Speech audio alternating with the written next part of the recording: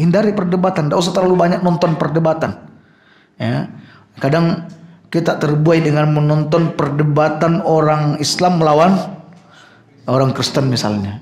Ya kalau pas tepat yang berdebat tokohnya orang Islam ini adalah orang lemah hujah misalnya, lalu yang orang Nasara atau orang Yahudi ini dia pandai dalam bertutur, pandai memutarbalikkan fakta, lalu dia memasukkan syubhat, antum sebagai penontonnya mulai ya juga ya betul juga ini misalnya, masuk sudah syubhat itu masuk.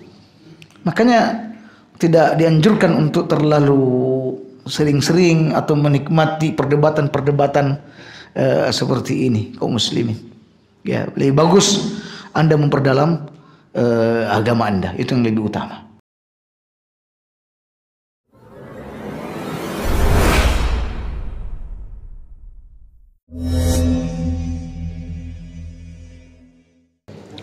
Assalamualaikum warahmatullahi wabarakatuh. Innal hamdalillah nahmaduhu wa nasta'inuhu wa nastaghfiruh wa na'udzu billahi min sururi anfusina wa min sayyiati a'malina. May yahdihillahu fala mudilla lahu wa may yudlil fala hadiya lahu. Ashhadu an la ilaha illallah wahdahu la syarika lahu wa asyhadu anna Muhammadan abduhu wa rasuluhu. Qala Allah Ta'ala, ya ayyuhalladzina amanu ittaqullaha haqqa tuqatih wa la tamutunna illa wa antum muslimun.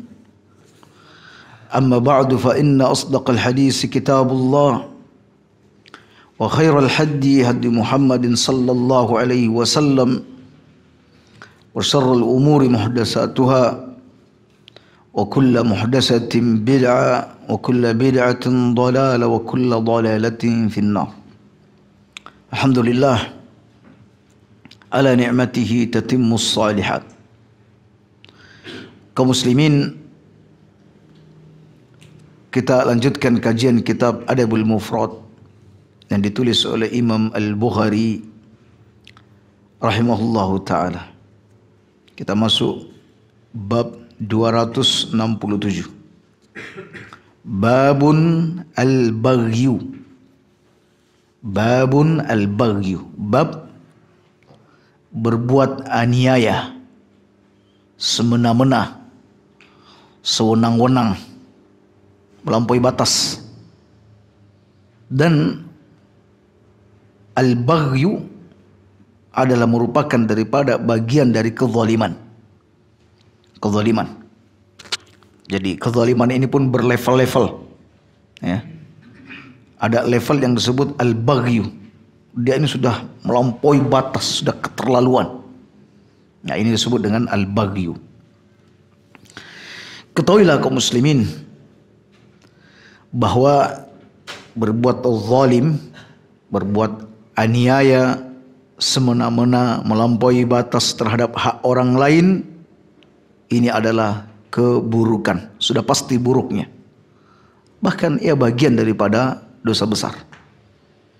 Bagian daripada dosa besar. Sebab pagi tadi saat kita membahas tentang usulus sunnah, dasar-dasar sunnah, di sana kita menyebutkan tentang dawabit, kategori sesuatu dimasukkan dalam dosa besar. Di antaranya adalah Allah Subhanahu wa ta'ala menyebutkan laknat terhadap pelakunya, atau Allah murka terhadap pelakunya. Allah menyebutkan hukuman khusus terhadap pelakunya. Itu masuk dalam kategori dosa besar. Dan al-baghyu ini kaum muslimin juga masuk bagian daripada dosa besar. Nabi SAW bersabda, la tu'addunnal huquqa ila ahliha yaumal qiyamah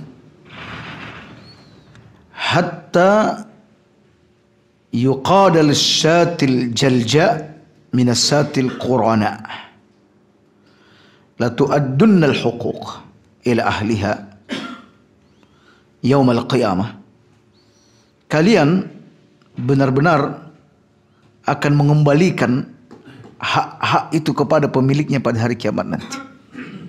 Jadi di dunia ini kita tahan, di akhirat itu pasti kita akan mengembalikan hak orang lain kepada mereka. Sampai-sampai di sini disebutkan hatta yuqadaris syatil jalha, hingga kambing yang tidak bertanduk itu akan menuntut balas dari kambing yang bertanduk. Kambing yang tidak bertanduk, yang dizalimi, ya, dibuat atau dia dianiaya oleh kambing yang bertanduk, itu juga akan dituntut balas pada hari kiamat nanti. Alias kalau hewan dengan hewan saja bisa menuntut seperti itu, lalu bagaimana manusia dengan manusia? Dan kaum muslimin, seperti yang kita ketahui bersama, bahwa amalan-amalan hamba itu terbagi menjadi 3. Ada bagian di mana Allah Subhanahu wa taala yang Allah tidak akan mengampuni dosa-dosa tersebut. Ada dosa yang tidak diampuni oleh Allah Subhanahu wa taala, yaitu syirik. Ada dosa yang dibawa kehendak Allah Subhanahu wa taala, yakni jika Allah hendak mengampuni, Allah ampuni. Jika Allah mengazabnya, Allah akan mengazabnya tanpa memberikan pengampunan. Kemudian ada dosa kaum muslimin yang mesti ada kisos, karena ini ada kaitannya dengan hak-hak hamba. Ya, jadi ada dosa yang di dalamnya mengandung kisos, karena ada kaitannya dengan hak-hak hamba. Nah, inilah dosa-dosa atau amalan-amalan yang akan dihadapi oleh hamba pada hari kiamat nanti. Ada dosa yang tidak akan diampuni, ini sudah pasti masuk neraka.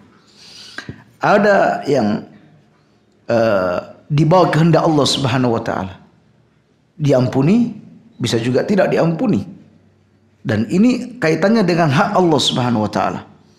Dan ada dosa-dosa yang kaitannya dengan hak hamba, di mana dosa yang terkait dengan hak hamba ini nanti akan saling dituntut oleh pemiliknya pada hari kiamat nanti.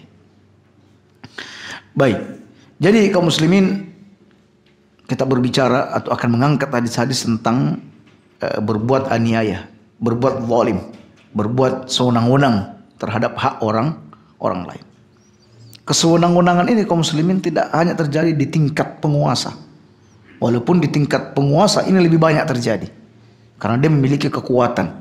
Tetapi ini juga bisa terjadi pada level yang terendah di tengah masyarakat. Misal dalam pembagian harta waris misalnya, ada orang merasa posisinya kuat. Dia mungkin merasa dirinya anak pertama. Dia merasa bahwa dia memiliki banyak jasa terhadap ayah dan ibunya, sehingga ketika pembagian waris, ya, dia bukan hanya zalim, tetapi dia semena-mena. Ya. Boleh jadi dia tidak memberikan bagian harta waris kepada saudaranya, karena merasa bahwa dia sudah mengeluarkan harta banyak, dia sudah ngopeni saudara-saudaranya. Boleh jadi kaum muslimin. Ya. Jadi dia tidak memberikan hak kepada saudaranya. Nah, ini masuk dalam bab pembahasan yang sedang kita bahas ini. Yang ini berlaku sewenang-wenang. Ya. Mari kita ikuti hadis-hadis yang terkait dengan al-baghyu ini. An Ibnu Abbasin qala, dari Ibnu Abbas, semoga Allah meridainya, ia berkata,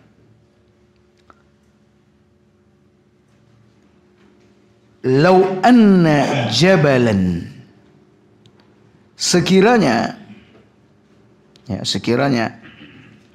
ada sebuah gunung, bagha ala jabalin, yang berlaku aniaya, bertindak semena-mena terhadap gunung yang lainnya, Ya, seandainya ada gunung yang melampaui batas, berlaku zalim kepada gunung yang lainnya, ladukkal baghi, niscaya pelaku aniaya, yakni gunung yang melakukan aniaya tersebut akan dirobohkan oleh Allah Subhanahu wa taala. Seandainya itu yang melakukannya adalah gunung. Ya. Tetapi tidak berarti setiap ada gempa misalnya lalu ada gunung yang hancur berarti gunung ini melakukan kezaliman. Tidak. Tidak begitu. Tetapi ini adalah sebuah permisal pengandaian bahwa gunung saja jika dia berbuat zalim maka Allah Subhanahu wa taala akan menghukumnya. Allah akan menghukumnya. Artinya kalau manusia melakukan itu sudah lebih pasti dihukum oleh Allah Subhanahu wa taala.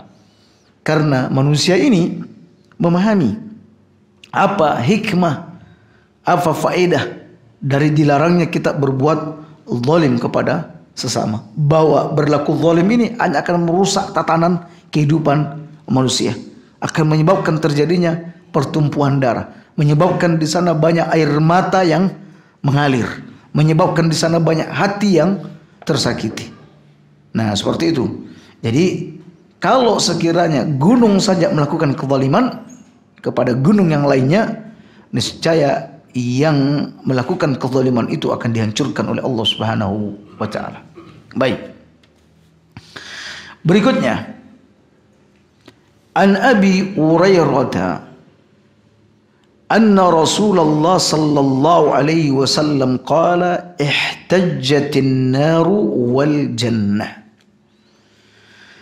bahwa surga dan neraka itu pernah berdebat.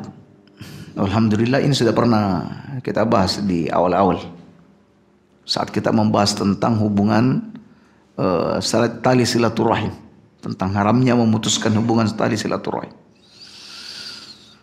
Bahwa surga dan neraka pernah berdebat. Ya, dan makhluk-makhluk Allah Subhanahu wa taala ini kaum muslimin, mereka juga punya kehendak, punya pemahaman, ya. Mereka bisa berbicara antara satu dengan yang lain. Cuma kita manusia ini tidak memahami dan tidak mengerti. Kecuali bagi orang tertentu. Semisal Nabi SAW memahami unta yang sedang menangis, ya, di mana dia mendapat perlakuan yang tidak nyaman dari majikannya. Lalu Nabi bertanya, siapa pemilik unta ini? Dia baru saja mengadukan kepadaku tentang sikap majikan yang menyakiti dia. Begitu juga Nabi SAW amat mengenal ada batu di kota Madinah yang biasa mengucapkan salam untuk Nabi SAW. Begitu juga Nabi paham, mengerti dengan pohon atau batang kurma yang ada di masjid yang dahulu biasa dijadikan sandaran oleh Nabi saat berkhutbah. Namun ketika mimbar telah disiapkan untuk Nabi, maka Nabi tidak menggunakan lagi batang kurma itu. Batang kurma itu akhirnya menangis. Dia merasa ditinggal. Maka Nabi SAW berupaya mendiamkannya ketika batang kurma itu menangis. Nah, jadi mereka makhluk-makhluk Allah Subhanahu wa taala ini juga bisa berbicara antara satu dengan yang lainnya, namun kita tidak memahami. Ya, kita tidak diberikan ilmu oleh Allah Subhanahu wa taala untuk memahami bahasa-bahasa tersebut. Oleh karena itu, kita harus memperlakukan baik semua terhadap apa yang ada di sekitar kita. Karena Rasulullah bersabda, "Innallaha katabal ihsan ala kulli syai." Allah mewajibkan kita berlaku ihsan terhadap segala sesuatu, berlaku baik terhadap segala sesuatu. Bahkan kita mau menyembelih juga wajib berlaku ihsan. Nah, baik kaum muslimin, ini surga dan neraka terlibat adu omong. Mereka berdebat. Surga neraka berdebat. Apa yang diperdebatkan? Faqalatin nar, neraka berkata, yadkhuluni al-mutakabbirun wal mutajabbirun, akan masuk di dalamku orang-orang yang angkuh dan sombong, dan al-mutajabbirun, mutajabbarun, dan orang-orang yang penguasa-penguasa yang berlaku aniaya, yang berlaku semena-mena. Ya, para penguasa yang berlaku semena-mena. Itu yang dikatakan oleh penduduk neraka. Wa qalatil jannatu, sementara surga berkata, la yadkhuluni illa ad-du'afa wal masakin. Tidak ada yang memasukiku kecuali orang-orang yang lemah dan orang-orang miskin. Tidak ada yang memasukiku melainkan orang-orang lemah dan orang-orang miskin. Kaum muslimin, potongan hadis ini sebelum kita lanjutkan menunjukkan bahwa orang sombong tempatnya di neraka. Ya, itu sudah masuk list, masuk daftar sebagai penghuni neraka. Begitu juga ya, mutajabbarun, ya, juga tempatnya di neraka. Orang yang berlaku semena-mena, ya, melampaui batas, penguasa yang melampaui batas, itu tempatnya juga di neraka. Sebaliknya kaum muslimin, orang yang lemah ini berarti dia ini bukan al-mutajabbarun. Dia bukan orang yang semena-mena, orang lemah, karena dia lemah. Orang miskin juga tidak bisa berlaku sombong. Artinya di sini kaum muslimin, lemah, miskin, alias orangnya ini tawadhu orangnya. Miskin yang tawadhu, yang rendah hati. Karena ada juga orang miskin yang berlaku sombong. Ada juga orang-orang lemah justru juga dia menindas. Ada ketok lemah tapi nindas. Ya, seperti itu. Jadi yang dimaksud du'afa wal masakin adalah bukan orang-orang sombong dan bukan orang yang berlaku zalim, yang bertindak semena-mena. Itu maksudnya. Nah, sekarang apa tema pembahasannya? Apa perdebatannya ini apa? Ya. Yakni ini membanggakan, ya, membanggakan antara satu dengan yang lain, membanggakan diri sendiri. Neraka berkata, orang-orang yang dulu sombong, ya, orang-orang dulu yang berlaku semena-mena, sewenang-wenang, nih, lihat menjadi kerdil di tempatku. Ya. Ini keistimewaanku. Orang-orang yang dulu merasa besar, sekarang menjadi kerdil ketika sudah masuk di dalam tubuhku. Nah, jadi ini neraka menganggap ini adalah sebuah keistimewaan yang dimilikinya. Jadi orang-orang yang sombong menjadi kerdil, kecil. Nah, sementara surga berkata, orang-orang lemah, orang-orang miskin menjadi mulia ketika berada di tempatku. Nah, sekarang ini mana yang paling bagus kedudukannya? Mengkerdilkan orang yang sombong atau membahagiakan orang yang lemah? Ya, seperti itu. Sebab kadang kalau seorang nonton film misalnya, ya, lihat orang yang angkuh sekali itu rasanya bicaranya hancur. Itu kebanggaan. Kita menunggu saat-saat bagaimana orang ini terkalahkan. Misalnya kalau ada peperangan, dia terlihat angkuh, ya, kekalahannya itu sudah hal yang amat disyukuri. Ya, jadi para penjahat kalah, terhina, itu adalah hal yang membanggakan. Nah, di satu sisi kita ingin melihat orang yang dizolimi itu bahagia hidupnya, kembali hak-haknya. Ya, jadi itu perasaan yang ada di dalam jiwa kita ketika melihat dipertemukannya antara pelaku kezaliman dan orang dizolimi. Nah, neraka berkata, ini tempat saya ini dihuni oleh orang-orang yang dulunya sombong, angkuh, semena-mena, sekarang dia menjadi kerdil. Nah, sementara surga berkata, ini tempat saya adalah orang-orang yang lemah, miskin, termuliakan di tempat ini. Nah, jadi kalau menurut antum disuruh milih mana yang paling top ini? Di bagian mana? Ya. Nah, kemudian Allah berkata, faqala lin-nar anta 'adzabi antaqimu bika mimman syi'tu. Hai neraka, engkau adalah azabku. Denganmu aku menyiksa siapa yang aku kehendaki. Kemudian Allah berkata kepada surga, anta rahmati. Wahai surga, engkau adalah rahmatku. Arhamu biki man syi'tu. Aku merahmati siapa saja yang aku kehendaki. Ya, aku merahmati siapa saja yang aku kehendaki. Artinya bahwa Allah Subhanahu wa taala mempersiapkan surga dan mempersiapkan neraka. Dan kaum muslimin akidah ahli sunnah wal jamaah mengatakan surga dan neraka itu sudah ada. Sudah ada. Dan dia ini tidak akan pernah punah. Ya, karena ini adalah bagian yang dikecualikan oleh Allah Subhanahu wa taala, di antara yang dikecualikan oleh Allah Subhanahu wa taala, yaitu surga dan neraka. Nah, Allah memiliki azab dan Allah memiliki rahmat. Azab Allah kepada orang yang durhaka di dunia ini. Ya, sementara rahmat Allah bagi mereka yang melakukan ketaatan. Nah, bagi mereka yang melakukan kedurhakaan kepada Allah, maka dia akan ditempatkan pada tempat yang dimana Allah akan mengazab hambanya, yaitu di neraka.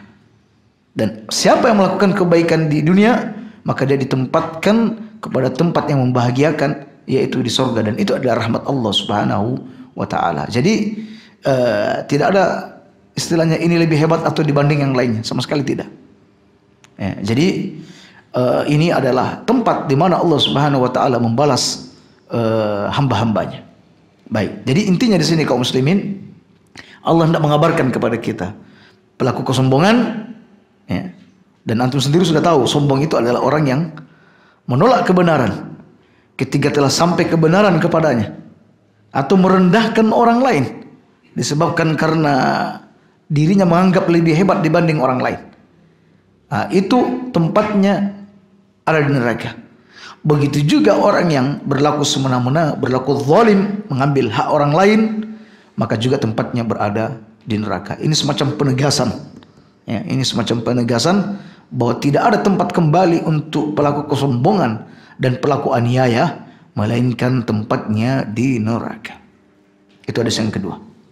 Hadis berikutnya.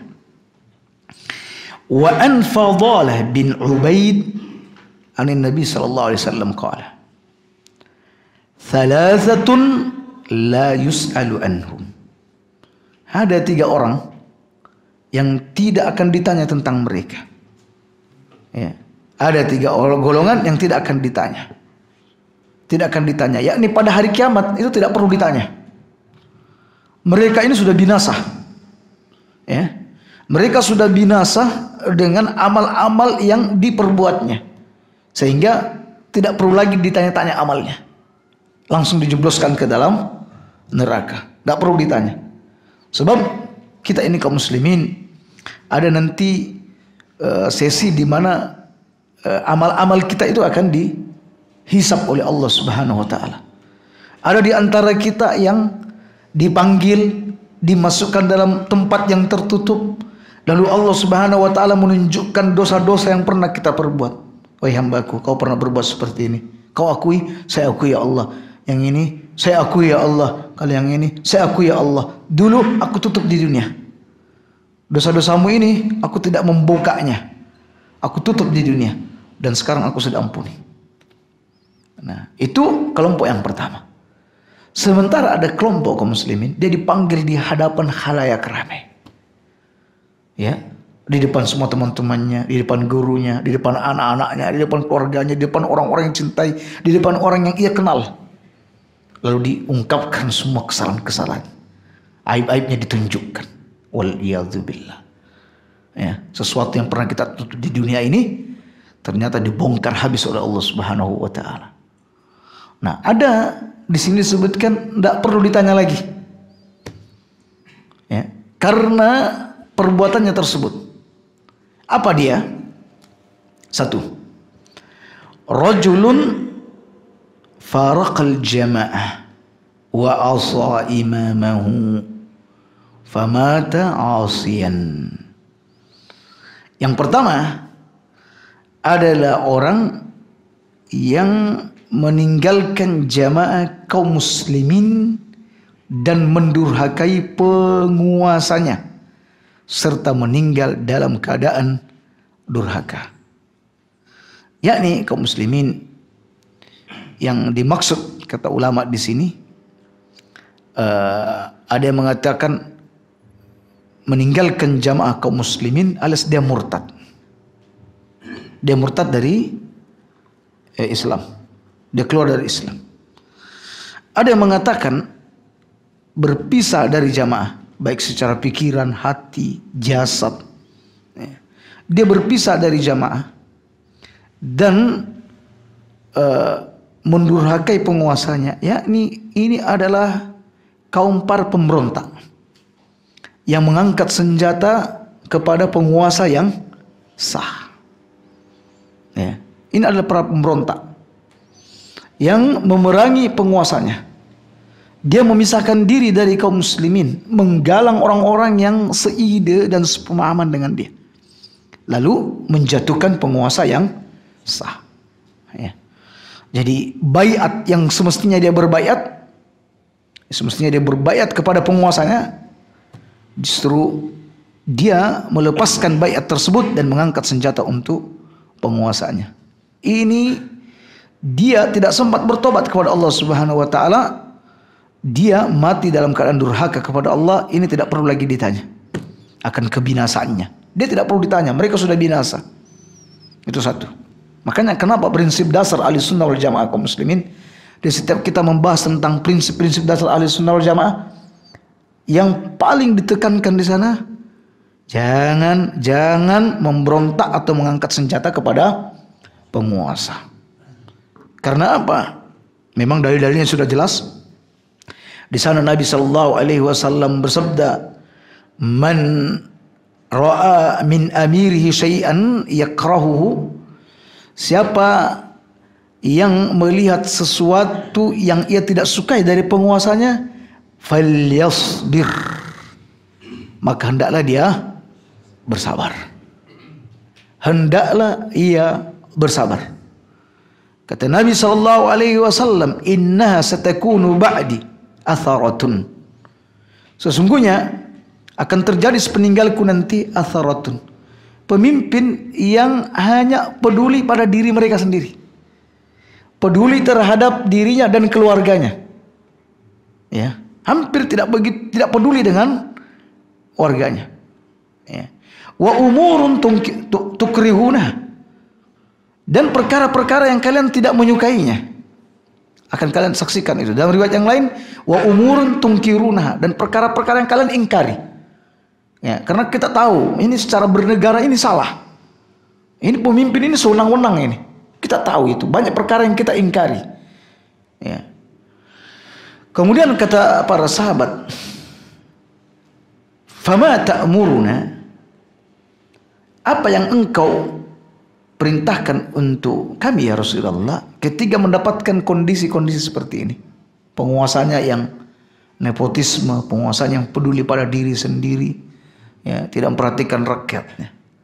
Jalan di depan rumahnya mulus, jalan depan rakyat hancur lebur, misalnya. Ya. Apa kata Nabi? Tu'addunal huquq alladhi alaikum. Kewajiban-kewajibanmu sebagai rakyat tunaikan. Ya. Kewajiban-kewajibanmu sebagai rakyat tunaikan. Adapun hak kalian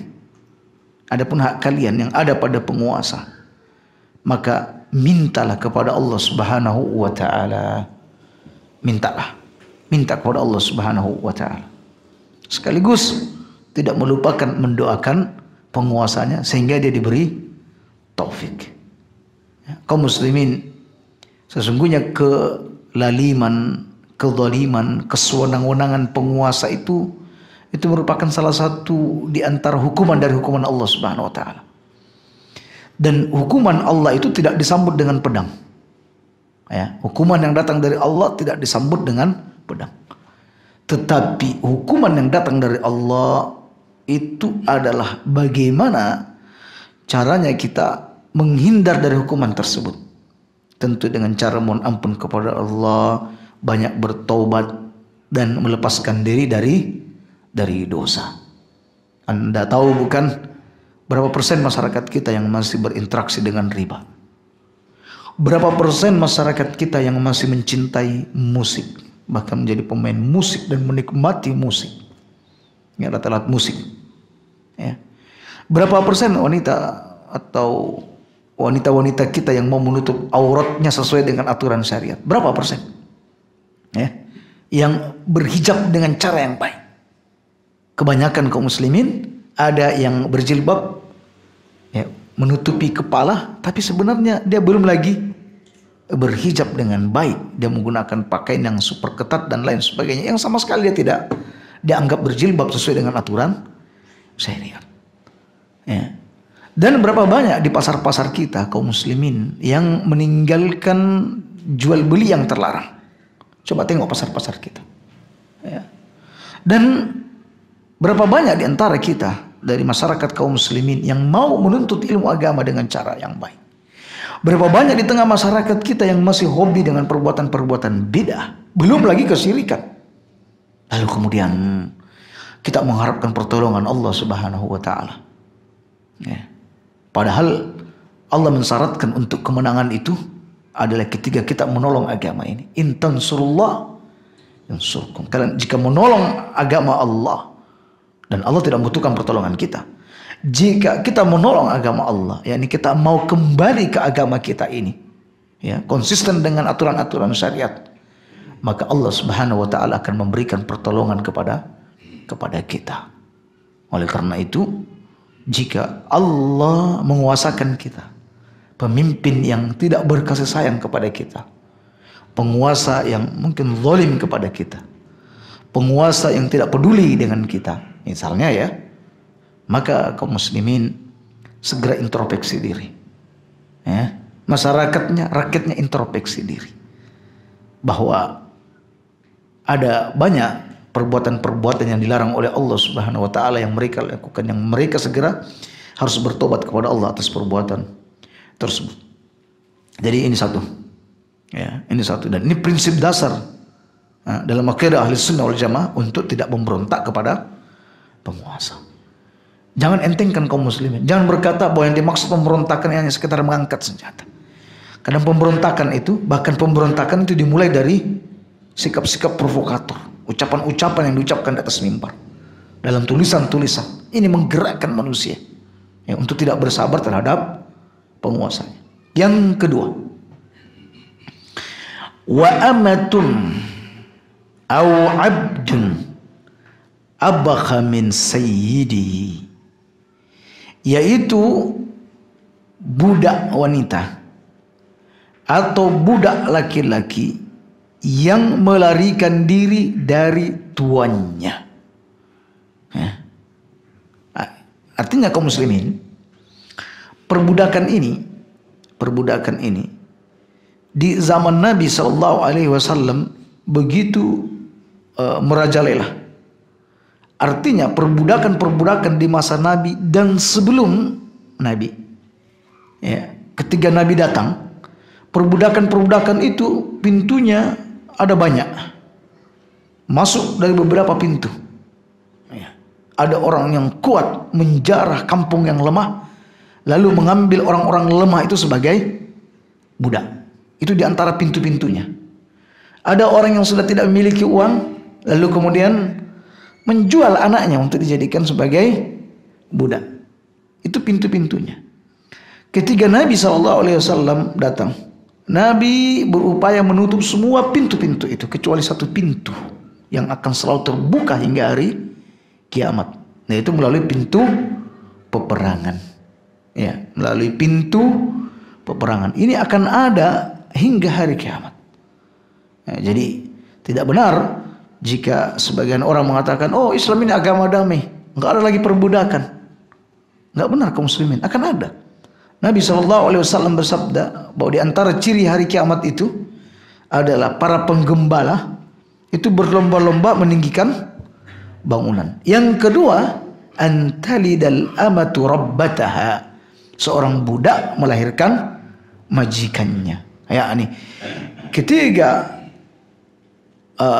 pada hari kiamat, dekat pada hari kiamat nanti, banyak peperangan-peperangan yang dilakoni oleh kaum muslimin. Dan banyak kemenangan-kemenangan yang diraih oleh kaum muslimin. Hingga mereka akhirnya mendapatkan tawanan-tawanan dan dijadikan sebagai budak. Ketika misalnya majikannya mengumpuli budaknya, dan lahir anak, maka anak ini statusnya mengikuti siapa? Mengikuti bapaknya. Berarti dia bukan budak. Makanya disebutkan dalam hadis, banyak budak-budak yang melahirkan apa? Majikannya. Banyak budak-budak yang melahirkan tuannya. Nah, itu dalam Islam. Jadi Islam datang, Nabi diutus menutup pintu-pintu itu, kecuali satu pintu yang dihasilkan perbudakan, dihasilkan dari peperangan. Baik, itu yang kedua. Jadi budak kabur dari majikannya. Yang ketiga, wamra'atun ghaba zawjuha, yaitu seorang wanita yang ditinggal oleh suaminya. Ya, mungkin ditinggal kerja, ditinggal untuk beribadah, misalnya pergi haji atau umroh atau apa saja. Yani istri ditinggal oleh suaminya. Wa kafaha mu'natad dunya, dan suaminya sudah mencukupi kebutuhan duniawinya.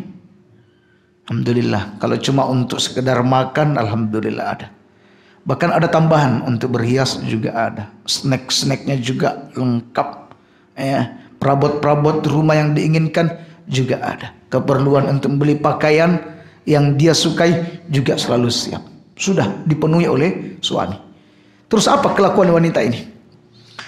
Fatabarrajat wa tamarrajat ba'dahu, di mana ia setelah itu bertabarruj. Ya. Bertabarruj. Tabarruj itu adalah perilaku wanita yang menampakkan perhiasan dan kecantikannya, serta menampakkan segala sesuatu yang mestinya wajib ditutup karena dapat membangkitkan syahwat laki-laki. Ya, jadi tabarruj ini adalah satu sikap, perilaku, perbuatan yang menampakkan keindahan seorang wanita di depan laki-laki asing. Bisa menampakkan perhiasannya, bisa menampakkan aurat dia, atau apa saja yang bisa memancing syahwat laki-laki. Bahkan kaum muslimin bisa dengan tulisan-tulisan, bisa dalam bentuk tulisan yang dia tulis di media sosial, yang bisa membangkitkan syahwat laki-laki. Ya. Baik dalam berupa SMS, dalam bentuk WA atau dan sebagainya. Nah, ini nanti masuk dalam kategori tabarruj. Nah, sehingga ini bisa menggoda laki-laki dan yang lainnya. Dan wanita yang berbuat kerusakan setelah suaminya pergi. Nah, ini tidak perlu ditanya lagi akan kebinasaannya. Mereka yang sudah binasa dan tidak perlu lagi ditanya. Ya, jadi ini penekanan wanita yang ditinggal pergi oleh suaminya karena tugas tertentu, baik karena perdagangan atau tugas pemerintah atau karena perang. Dan alhamdulillah semua sudah dicukupi. Ya, semua sudah dicukupi. Setelah suaminya pergi, malah dia melakukan tindakan-tindakan yang tidak terpuji. Dia kata orang istilahnya selingkuh, kata orang yang sekarang lagi rame. Ya, masalah selingkuh. Dia selingkuh pada laki-laki yang lain. Berzina dengan laki-laki lain. Bahkan di sini tidak disebutkan sampai berzina. Dia bertabarruj. Tabarruj, menunjukkan dan menampakkan keindahannya. Ya. Tapi sayang, sungguh sayang, kadang wanita berbuat seperti ini memang restu suaminya. Ini jadi soal restu suaminya. Ya. Jadi jangankan suaminya tidak ada, bahkan suaminya ada, istrinya saat keluar rumah diperintahkan untuk berhias seindah mungkin. Seindah mungkin. Dan suaminya adalah laki-laki dayus yang tidak memiliki kecemburuan. Semua mata tertuju kepadanya, para laki-laki ya, semua memandangnya memandang ke arah istrinya, dia cuek saja, santai-santai saja. Bahkan laki-laki asing menyalami istrinya, senyum-senyum saja. Ya. Bahkan para suami-suami yang lain memuji dan menyanjung istrinya, cantik ini dan sebagainya, malah bangga dia. Nah, ini karena laki-laki ini memang betul-betul minim dalam urusan agamanya. Ya, semestinya dia marah dengan hal-hal seperti ini. Dia mencegah istrinya untuk tidak melakukan hal tersebut. Tetapi dasar karena begitu tipisnya keimanan yang ada padanya, sehingga dia malah membiarkan istri melakukan hal tersebut. Nah, ini 3 kata Nabi. Tidak perlu ditanya akan kebinasaannya. Mereka sudah benar-benar binasa. Ya, sudah benar-benar binasa. Berikutnya kaum muslimin. Wa thalathatun la yus'alu anhum. Ada lagi 3 yang tidak perlu ditanya lagi. Ya, ini ada tambahan 3 ditambah lagi 3. Ya. Berarti semuanya ada 6 yang tidak perlu ditanya. Ya. Rajulun naza Allah ridaahu. Seseorang yang menandingi atau melepaskan selendang Allah Subhanahu wa taala. Ya, seseorang yang menyayangi Allah. Ya, menyayangi Allah Subhanahu wa taala. Fa inna ridaahu, sesungguhnya selendang Allah adalah kibria, adalah kesombongan. Sementara izarahu, sarungnya adalah izzuhu, adalah kemuliaan. Nah, yang dimaksud tadi sini, jika ada orang berbuat sombong, nah, jika ada orang berbuat sombong, berarti dia sama melakukan tandingan kepada Allah. Dia menandingi Allah Subhanahu wa taala. Kesombongan itu hanya milik Allah Subhanahu wa taala. Tidak boleh ada orang lain yang bersikap sombong. Jangankan itu kaum muslimin, menyebut saja masya Allah wa ma syi'ta, apa yang dikehendaki oleh Allah dan yang engkau kehendaki ya Muhammad. Apa kata Nabi? Hei, apakah engkau hendak menyekutukan aku, menyamakan aku dengan Allah Subhanahu wa taala dengan ungkapanmu itu? Makanya orang Yahudi pernah datang menemui Nabi sallallahu alaihi wasallam dan berkata, "Ya Muhammad, sesungguhnya kalian ini adalah sebaik-baik umat sekiranya kalian tidak menyekutukan Allah." Kata Nabi, "Apa itu? Kenapa kok bisa begitu? Atau apa itu?" Ya, kata Nabi, kata orang Yahudi ini, kalian berkata sesuai yang dikehendaki oleh Allah dan sesuai yang dikehendaki oleh Muhammad. Setelah itu Nabi SAW mengingatkan kepada umatnya untuk tidak mengucapkan ungkapan seperti itu. Ya. Atau dalam riwayat yang lain ada orang yang berkata, engkau adalah sebaik-baik kaum, engkau wahai orang-orang Yahudi sebaik-baik kaum, asalkan tidak mengatakan Uzair anak Allah. Ya, begitu juga orang Nasara, mereka adalah sebaik-baik kaum selagi mereka tidak mengatakan Isa putra Allah. Kemudian apa kata orang Yahudi? Dan kalian adalah sebaik-baik kaum seandainya kalian tidak menyekutukan Allah, tidak berkata masya Allah wa ma syi'ta, apa yang dikehendaki oleh Allah dan apa yang dikehendaki oleh Muhammad. Setelah itu Nabi melarang. Jadi kita tidak melakukan ucapan-ucapan atau tidak mengucapkan ucapan-ucapan seperti itu atau yang semisal. Atau yang semisal. Kalaulah bukan karena Allah dan kamu, tidak boleh. Kalaulah bukan karena engkau dokter, saya tidak sembuh, tidak boleh.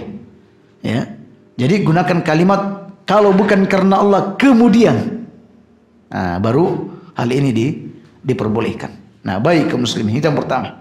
Jadi siapa yang berlaku sombong, dia sama artinya menyaingi Allah Subhanahu wa taala dan Allah tidak suka ada yang menyainginya. Yang kedua, warajulun syakkun fi amrillah, dan seseorang ragu tentang Allah Subhanahu wa taala, ragu tentang keberadaan Allah Subhanahu wa taala.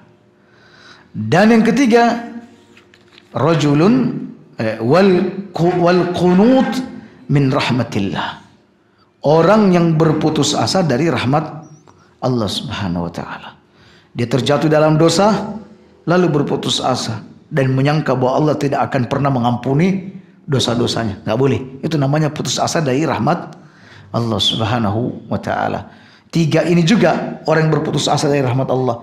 Juga Allah Subhanahu wa Ta'ala berkata, ini tidak perlu ditanya. Orang ini sudah benar-benar binasa. Dia satu, berlaku sombong, yang menjadi pembahasan kita ini. Yang kedua, dia meragukan akan keberadaan Allah. Kemudian yang ketiga, putus asa dari rahmat Allah Subhanahu wa Ta'ala. Oleh karena itu kaum muslimin, terkait dengan meragukan keberadaan Allah, maka jangan terlalu sering bersahabat dengan orang-orang liberal, bersahabat dengan orang-orang yang tidak mengenal Allah, dari orang-orang yang melakukan kesyirikan atau orang-orang yang tidak beragama sama sekali. Karena bersahabat atau bergaul dengan orang-orang seperti ini akan membuat kita semakin ragu kepada Allah Subhanahu wa Ta'ala. Hindari perdebatan, tidak usah terlalu banyak nonton perdebatan. Ya. Kadang kita terbuai dengan menonton perdebatan orang Islam melawan orang Kristen misalnya.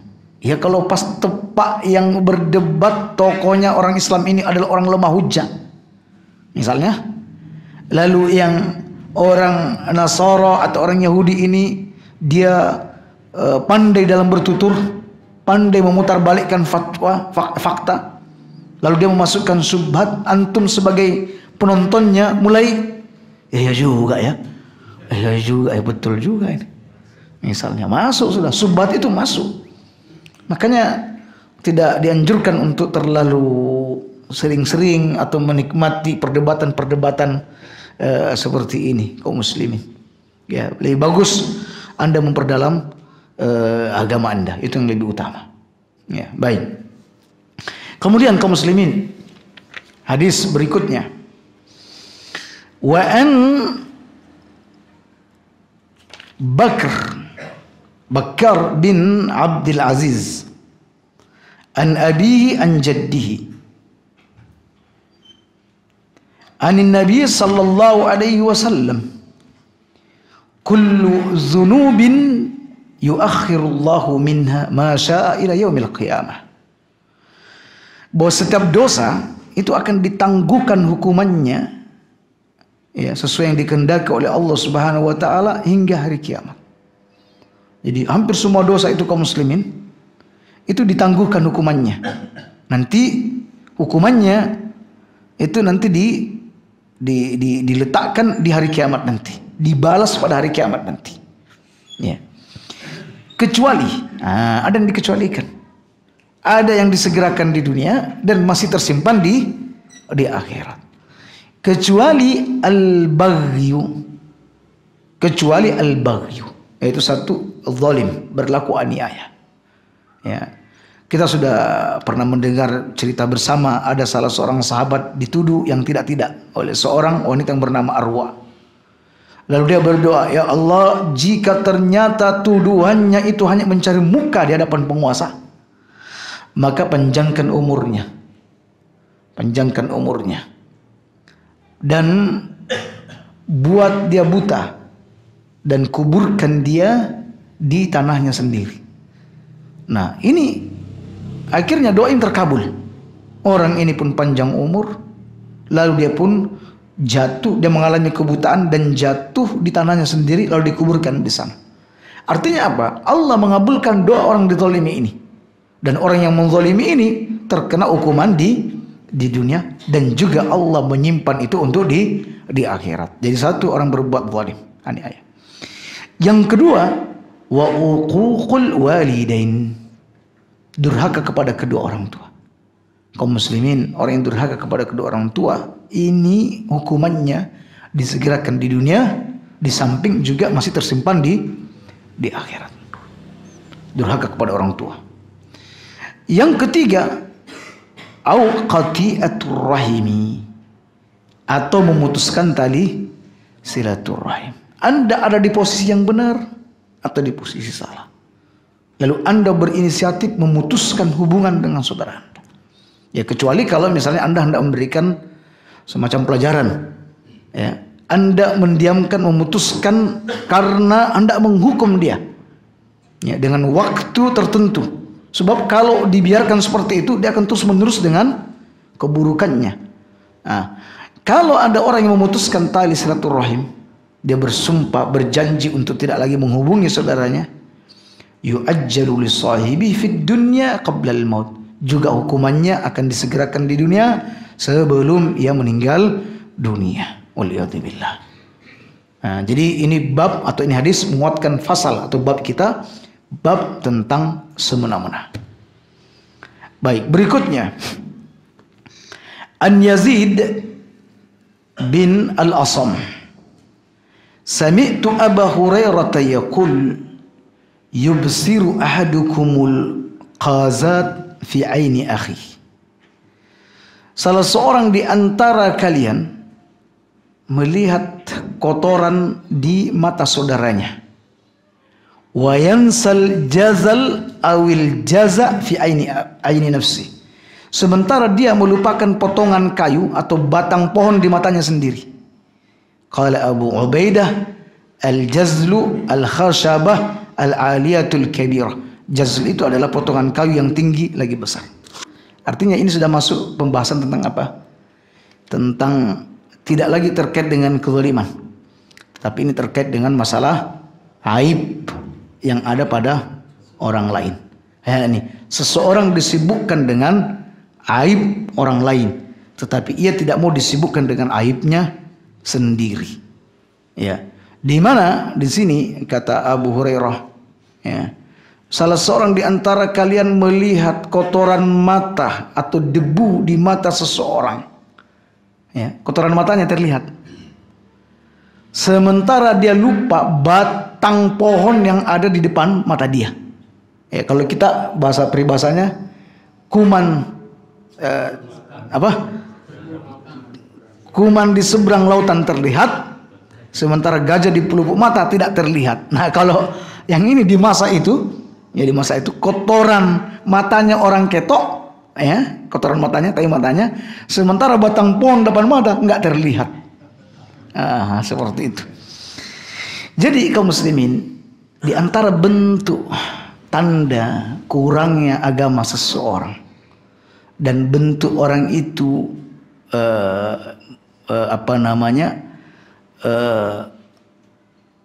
terlalu mencintai dirinya sendiri, dia akan detail melihat aib orang lain yang tersembunyi. Jadi di antara buruknya atau kurangnya agama seseorang dan cintanya dia terhadap diri sendiri, maka dia akan terbiasa melihat dan menyaksikan aib yang ada pada orang lain, sekalipun aib itu sebenarnya samar dan tidak terlihat. Dia akan mencari tahu dan dia melupakan aib yang ada pada dirinya sendiri.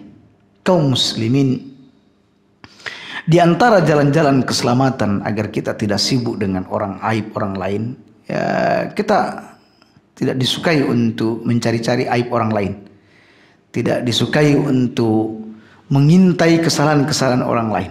Ini adalah bentuk keselamatan akhirat kita. Jangan terlalu sibuk dengan aib dan kesalahan orang lain. Kenapa? Wong kita sendiri masih menyimpan begitu banyak aib yang perlu kita benahi. Bagaimana kita mau sibuk dengan aibnya orang lain? Bukan berarti tidak boleh amar ma'ruf nahi mungkar kaum muslimin. Amar ma'ruf nahi mungkar itu, nahi mungkar ada di depan kita, melihat kemungkaran langsung diingatkan. Itu tidak masuk bagian sibuk dengan aibnya orang lain, bukan. Ya, tetapi sengaja mencari-cari aibnya orang lain, maka ini yang tidak diperbolehkan. Ya, jadi umur kita ini terbatas kaum muslimin, amat terbatas. Apalagi kita ini sudah usia-usia di atas 40 tahun, yang disebut sebagai lansia awal. Sudah 45 tahun. Mulailah kita berpikir, mulailah kita untuk menyibukkan diri kita sendiri dalam urusan agama kita ini. Karena apa kaum muslimin? Karena mungkin 50 tahun ke bawah atau 40 tahun ke bawah kita disibukkan dengan urusan-urusan yang lain. Ya, bukan urusan-urusan agama kita. Mungkin kita disibukkan dengan pekerjaan. Waktu muda masih disibukkan dengan syahwatnya mencari lawan jenis. Ya. Lalu kemudian Allah Subhanahu wa taala mencukupkan itu semua. Alhamdulillah diberi pasangan. Ya. Dikaruniakan anak-anak. Alhamdulillah dapat rumah walaupun kontrakan. Atau mungkin sudah dapat bisa beli rumah sendiri yang merupakan sewaktu masih muda itu dianggap hal yang mustahil. Bukan lagi rumah, sawahnya sudah dapat semuanya. Kendaraan-kendaraannya juga sudah didapatkan. Itu waktu-waktu untuk mendapatkannya itu banyak terkuras. Sehingga apa? Banyak urusan-urusan akhirat yang tersingkirkan. Nah, di saat kita sudah mendapatkan semua itu kaum muslimin, apa tidak sebaiknya setelah itu kita fokus untuk mendekatkan diri kepada Allah Subhanahu wa taala. Karena innamal a'malu bil khawatim. Amal itu amat tergantung di akhirnya.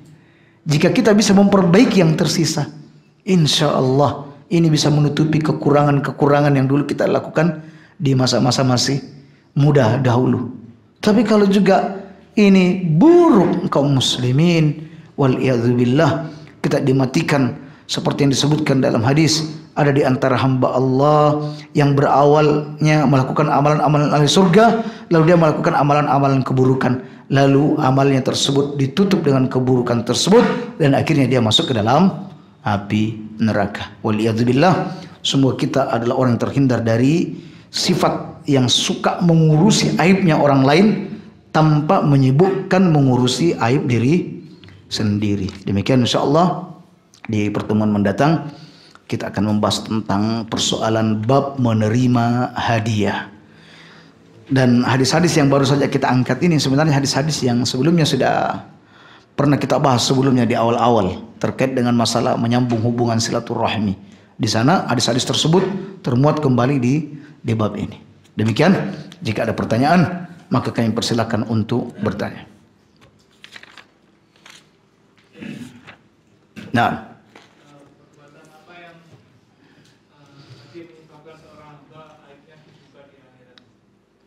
pertama, kaum muslimin, disebutkan dalam hadis, barang siapa yang menutup aib saudaranya, maka Allah juga akan menutup aibnya di akhirat, atau menutup aibnya pada hari kiamat nanti. Man sataral musliman satarallahu fid dunya wal akhirah. Siapa yang menutup aib saudaranya di dunia, maka Allah juga akan menutup aibnya di dunia dan di akhirat. Berarti mafhumnya apa?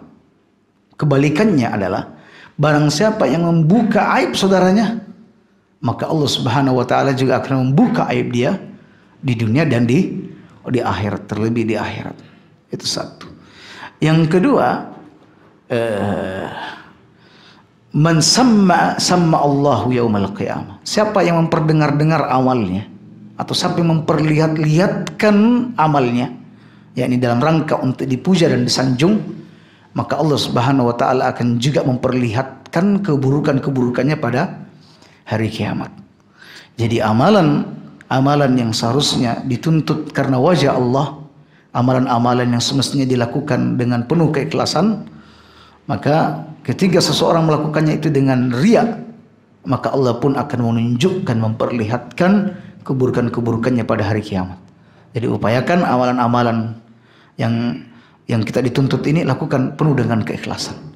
Yang kedua, upayakan menutup aib-aib saudara-saudara kita, maka kelak Allah juga akan menutup aib-aib kita pada hari kiamat nanti. Demikian, itu diantaranya. Nah, baik kaum muslimin, jika sudah tidak ada lagi, alhamdulillah tepat 1 jam kajian kita, ya tidak terasa. Ya. Mudah-mudahan ini bermanfaat, dan inti utama dari pembahasan kita ini, jangan sekali-kali Anda ada dalam posisi berlaku aniaya, berlaku senang-wenang, menzalimi orang lain. Lebih bagus Anda yang dizalimi daripada Anda yang menzalimi orang lain. Lebih bagus Anda mengurangi hak Anda daripada Anda yang harus mengambil hak orang lain. Ingat kaum muslimin, karena kesewenang-wenangan ini di antara amal keburukan yang azabnya disegerakan di dunia, dan celakanya kaum muslimin ini juga tersimpan di akhirat. Ada dosa yang di dunia ini ketika sudah ditimpakan hukuman, maka itu sudah sebagai penghapusnya. Ya, semisal yang kita bahas pagi tadi, ada orang mencuri, potong tangan, maka itu adalah kafarat baginya. Itu penghapus dosa, selesai. Di akhirat sudah tidak ada lagi. Dia berzina, dirajam, selesai. Di akhirat sudah tidak mendapat tuntunan lagi, tuntutan terhadap zina yang dia buat. Nah seperti itu. Tetapi untuk durhaka kepada orang tua, memutuskan tali silaturahim, berlaku semena-mena, ini di dunia ada azabnya, celakanya, di akhirat juga masih ada dan tidak terhapus. Semoga kita terhindar dari kerugian tersebut. Subhanakallahumma bihamdik, la ilaha illa anta astaghfiruka wa atubu ilaik. Assalamualaikum warahmatullahi wabarakatuh.